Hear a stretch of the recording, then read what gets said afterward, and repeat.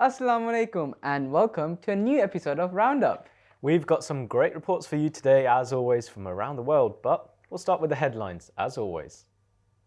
Belarus's leader has threatened to cut off gas supplies to Europe if sanctions are imposed over an escalating migrant crisis at the country's border. Thousands of people are at the border with Poland, enduring freezing conditions in the hope of crossing into the European Union. 2 months after Afghanistan was taken over by the Taliban, the country is again facing a huge crisis. Many children and their families do not have enough food to eat, and the winter months could make things worse. 95% of the people do not have enough food, and around 23 million people are starving. A young female moose trotted through the neighbourhood of a Canadian city before abruptly turning and crashing through glass at school. The moose made the wrong turn on Thursday, crashing into Sylvia Fudrick Public School in Saskatoon. 14 children inside the classroom were unharmed and were taken to safety. One student sustained minor injuries but did not need medical assistance. Little Amal, a 3.5-metre puppet of a 10-year-old Syrian refugee, visited COP26 following her completion of the walk, a 4-month-long travelling festival of art and hope over 8,000 kilometres from the Syrian border to Manchester. The giant puppet's visit was aimed at showing that women, girls and marginalised people are disproportionately impacted by climate change, but also the importance of their leadership and participation in driving solutions. It's a cricket showdown between New Zealand and Australia in the T20 World Cup final today. The final comes at the end of a month-long tournament that captured the world's attention with some thrilling cricket.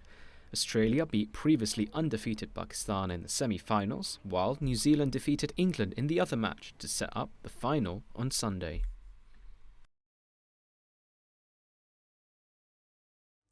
COP26, you probably have been hearing a lot about it past 2 weeks, but do you know what it was and what it all means? Well, if you don't know, we have Dalla, who's here to tell us everything that we need to know.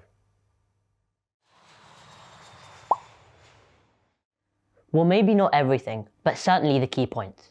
For the last 2 weeks, 25,000 world leaders, delegates, experts and activists gathered in Glasgow, Scotland for the 26th Conference of Parties, COP26. Started in 1995, the United Nations Climate Change Conference is seen as a vital organ to avert the climate disaster planet Earth is facing. This year's conference was pivotal because countries were gathering to assess progress made on the climate change goals of the Paris Agreement 5 years ago. But what exactly is the Paris Agreement, you may ask? Reducing the amount of harmful greenhouse gases produced and increasing renewable types of energy, like wind and solar power. Keep the global temperature increase below 2.5 degrees Celsius, and actually limit it to 1.5 degrees Celsius.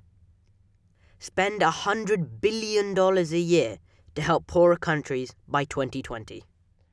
What has been clear from COP26 is that most countries have not met these targets at all. And what has been collectively committed to goes some way, but certainly not all the way, to keeping 1.5 within reach. The gap in ambition has narrowed. Now the world needs confidence that we will shift immediately into implementation, that the pledges made here will be delivered, and that the policies and investment will swiftly follow. So exactly what are the pledges made at COP26 and how will they be implemented? Countries agreed to phasing down coal power and inefficient fossil fuel subsidies, a global reduction of the use of methane, with the US and the EU pledging to cut methane emissions by 30% by 2030. 130 countries pledged to halt and reverse deforestation. Major countries like India committed to reach net zero emissions by 2070. Increased financial support for developing countries to reach climate goals. But the problem is, just like the Paris Agreement, these two are just words and promises. The world is facing a climate crisis. Our resources are depleting. Natural habitats for wildlife are disappearing, and people's health and lives are at stake. While COP26 didn't bring us any solution, it did give us rise to the voices of the next generation. We must demand that our leaders treat the climate crisis like a crisis. We must demand that our leaders stop holding meaningless summits and start taking meaningful action.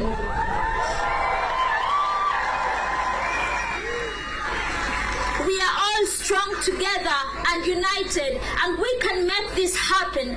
Another world is possible. It's going to take a lot more than world leaders making empty promises to avert the impending climate crisis. We'll have to change the way we live. We need to stop exploiting our natural resources, drive electric cars, eat less red meat, take less flights, and so much more. Let's all do our part.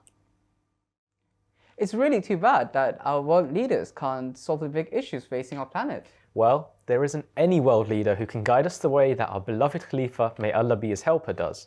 Here's our weekly Friday sermon summary. Assalamu alaikum, my dear brothers and sisters. Last Friday, Hazur continued to speak about Hazrat Umar Radhiyallahu anhu, the second Khalifa of Islam. Did you know Hazrat Umar accepted Islam 6 years after the first revelation and spent 18 years in the company of the Holy Prophet Sallallahu Alaihi Wasallam? Last Friday, beloved Hazur narrated in great detail the humility of Hazrat Umar Radhiyallahu anhu and how he would always live by a simple lifestyle. Hazur Ayatollah Ta'ala bin Nasr Aziz said that once Hazrat Umar's daughter said to him that he had been given victories and wealth, so why did he not eat better foods and wear better clothes? Hazrat Umar replied by asking her, did the Holy Prophet Sallallahu Alaihi Wasallam not have to go through great hardships during his life? He said that he would continue to face hardships like the Holy Prophet Sallallahu Alaihi Wasallam and Hazrat Abu Bakr Radhiyallahu anhu had before him, so that perhaps he too may gain the same blessings. Hazur Ayatollah Ta'ala bin Nasr Aziz further explained from the Holy Quran that true servants of God are those who are not excessive and wasteful in spending their wealth. If they eat, they do it not just to enjoy themselves, but so they can stay healthy and strong. Similarly, when they spend their wealth for certain things, they do so not to show off and show others, rather they do so out of need. My dear brothers and sisters, we should all try and adopt living this way, because those people who were made as role models for us also did so and gained the love and nearness of Allah the Almighty through it. Beloved Hazur in the last Friday's sermon also mentioned how close Hazrat Umar Radhiyallahu anhu was to the Holy Prophet Sallallahu Alaihi Wasallam. Hazur said it is narrated that every prophet has 2 ministers in the heavens and 2 in the earth. His 2 ministers in the heavens were Gabriel and Mikael, and the 2 on earth were Hazrat Abu Bakr and Hazrat Umar. The Holy Prophet Sallallahu Alaihi Wasallam also said that he did not know how long he would remain on this earth, and that after him the people should follow Hazrat Abu Bakr Radhiyallahu anhu and Hazrat Umar Radhiyallahu anhu. This was just a very brief summary of last week's Friday sermon, which was filled with many interesting stories and incidents.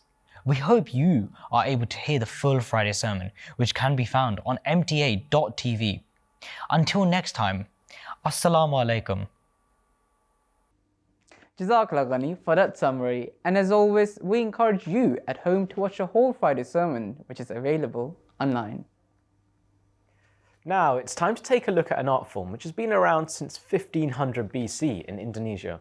Wayang is a popular yet traditional form of puppetry. We'll go to Mujibur Rahman, who has more.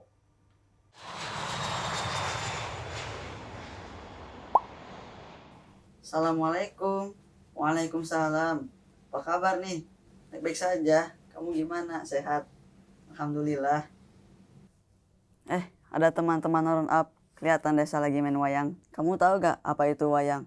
Wayang itu adalah yang saya pegang. Yang ini namanya wayang kulit.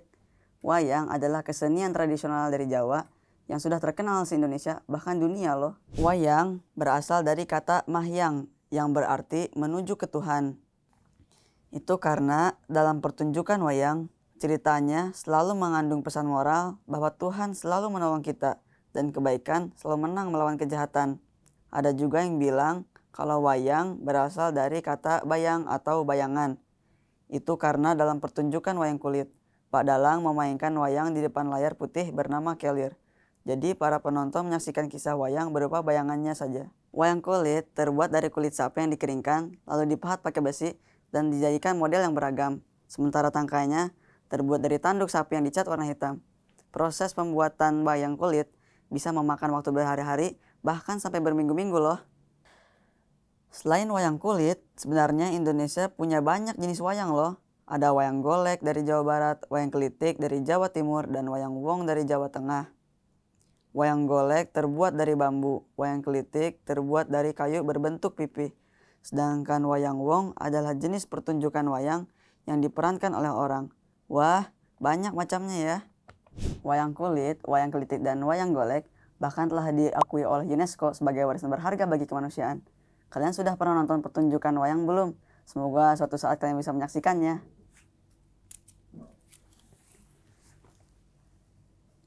Hey, kita main bola yuk.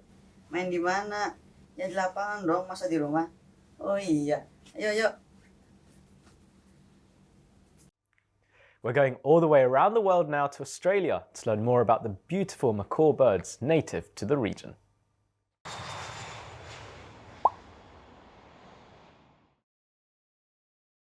Today we'll be taking a look at one of the largest species of parrot known as the macaw, which is resident here at Birdworld. I'm here with Savannah, who's an expert on macaws. Hi Savannah, how are you today? Doing good, how are you doing? I'm good, thank you. Could you please tell us what macaws are? No problem. So macaws are a really interesting part of the parrot family. So they're the largest of the parrot family. And there's actually 19 known species of macaw at the moment, and that includes all the extinct and unfortunately heavily endangered species as well. They can be found in Central and South America, and depending on the species, their range is very different. So some are very spread out and some have very, very small home ranges at the moment as well, which is a disappointing problem. Are all macaws endangered? Not all macaws are endangered, but unfortunately they do face a lot of threats in the wild. One of the main ones is deforestation, so habitat loss, and then also poaching. So a lot of them are threatened, unfortunately. So you can tell macaws apart from other parrots because macaws actually have white skin around their eyes. So on the macaw's face, you'll see their white skin, their eyes, and then tiny little feathers arranged in a pattern underneath or around the top of the eye. So they're all unique to the individual. So that's how you can tell them apart from the other parrots. Interestingly enough, as I said, they do include some of the largest parrot species, and the world's largest is called a hyacinth. It can have a wingspan of 1.5 meters, which is incredible. Imagine that flying over South America. It's pretty graceful. If they get that big, how old do they get? So incredibly, macaws have the potential in captivity to live to 60 to 80 years. In the wild, it's unfortunately much less. It's more around 40, 50 years. There has been cases, the oldest known living macaw was 114, I believe. So they can have very long lifespans. So you can see how being in the wild, having competition or threats from humans really does have an impact on that. I see. What could we do to help protect macaws? Well, that's a great question. What we can do is help spread awareness, spread a message about their conservation, and then of course do all the right things with our environment. So try not to, litter. Try not to add to the problems of deforestation. We've got to find solutions to all of those instead of continuing to just decimate our forests. That would really help.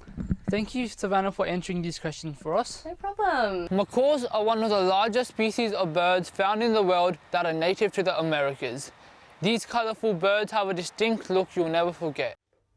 Well, that was amazing. Such incredible wildlife all around the world. You can see now why it's so important to save the planet, not just for humans, but all animals inhabiting the Earth. Exactly. And our young viewers definitely seem to agree. Here's your views on climate change. Assalamu alaikum. I am Fareed Ahmed from London and I'm serving as an eco-warrior in my school. And in my opinion, COP26 vibes were a bit laid back because they didn't have the rigour and urgency to save our planet. And because it's up till now mere ink on paper. And the key question is, how will it be translated into practice? The gap between promises and delivery will show its efficiency. Let's hope for the best. Jazakallah. The world has to move now. The world is not where it needs to be in the fight against the climate crisis. What still needs to be done to save our planet is, for example, that we drive less cars, eat less meat, and avoid rubbish. Climate protection starts with small things. We have to act right now. Mufliya, Hadika, and Hibba say, if less litter and plastic ends up in the oceans, the habitat of fish and marine animals will be preserved. If we emit less carbon dioxide, reduce our energy consumption, and produce less meat, we will slow down global warming and prevent many species from becoming extinct. And if we manage to save nature, we will also protect our planet. Well, remember to keep an eye out on our social media at Roundup MTA on Twitter and Instagram for a preview of our topics, so you can have a chance to be featured. Finally, today we have something that surely will make you smile. Here's something on the brighter side. A blind dolphin has been rescued after straying in a waterway where it didn't belong. Using nets, Pakistan's Sindh Wildfire were able to trap the freshwater Indus River dolphin and transport it by road to a sanctuary. When we are taking a rescued dolphin to the river, we have to be careful about a few things. First, that its skin should not dry up and it should be under the impression that it is still underwater. That is why we have to keep splashing water over it. However, we have to ensure that the water does not get into its blower because it breathes through the blower. We have to try get it into the river as soon as possible.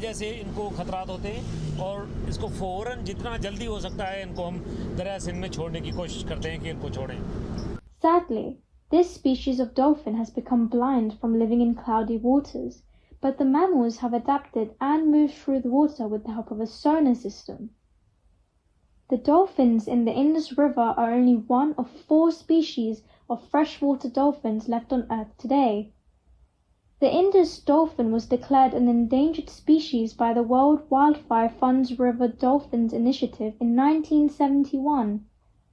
The government of Sindh province created a reserve where stray dolphins can be relocated. Rescue officials have brought 10 dolphins to safety in the last couple of months. The reserve and rescue efforts are having a positive impact with the population increasing by 50% in the past 20 years. Well, that's another episode of Roundup wrapped for this week, but don't forget to come back next week. Our teams around the globe are working on so many exciting pieces just for you. Keep sending us your feedback on our social media or via email roundup@mta.tv. Until next time, Assalamu alaikum. I shall call, oh, I shall call, I shall call, oh, I shall call, I shall call. Thy message to reach all the corners of the earth.